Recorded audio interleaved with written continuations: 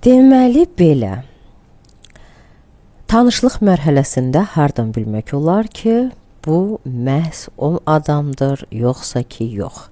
Mən yanlış tərəfləri deyəcəm. Xoş gördüm hər kəsi, ümid edirəm yaxşısınız. Mən də yaxşı olmağa çalışıram. Bir balaca səsim batıb. Tanışlığın ilkin mərhələsində hansı davranışlar yanlışdır? Və biraz öncə mənim bir seansım oldu, emosional bağlanma ilə bağlı. Mən müəyyən bir məsələləri qeyd elədim dəftərimdə, sonra baxdım, dedim ki, elə bunu paylaşım. Ən çox təkrarlanan davranış qadınlarda və kişilərdə bizim cəmiyyətdə. Elə yenicə tanış olurlar və başlanır. Həyatım, ürəyim, canım, gözüm, quzum, gülüm. Bu yanlışdır. Adətən yeni tanışlıqda bəy ələlxüsus hədiyyələr, hədiyyə atəşinə tutursa xanımı və birdən-birə belə bir sözlərin istifadə edilməsi xanım özünü borclu kimi hiss edir. Minnətdarlıq olaraq yeni bir tanışlıqda artıq belə bir söhbətlərə keçir, sözlərə. Yəni bu yanlışdır. Əfsuslar olsun ki, hətta bizim mağazalarda da rast gəlmək olur satıcılara. Canım, nə istəyirsiniz?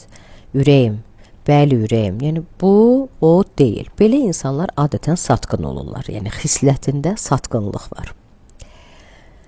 Növbəti yanlış olan hərəkət.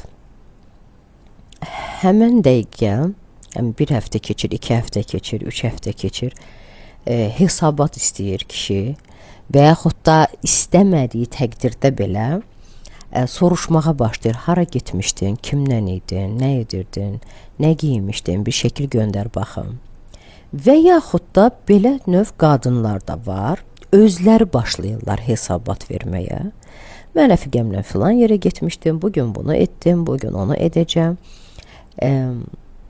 Sonda gələcəm, bütün bunlar nə deməkdir? Və yaxud da yeni tanışlıq mərhələsində sərhədsiz suallar vermək. Həyatında kimsə olubmu? Cinsi münasibətin varmı? Keçmişlə bağlı və yaxud cinsiyyətlə bağlı suallar. Və ümumiyyətlə cəmiyyətdə şəxsi sərhədlər nədir? Onu bir çoxu bilmir ki, belə suallar vermək olmaz. Mən dəfələrlə demişəm.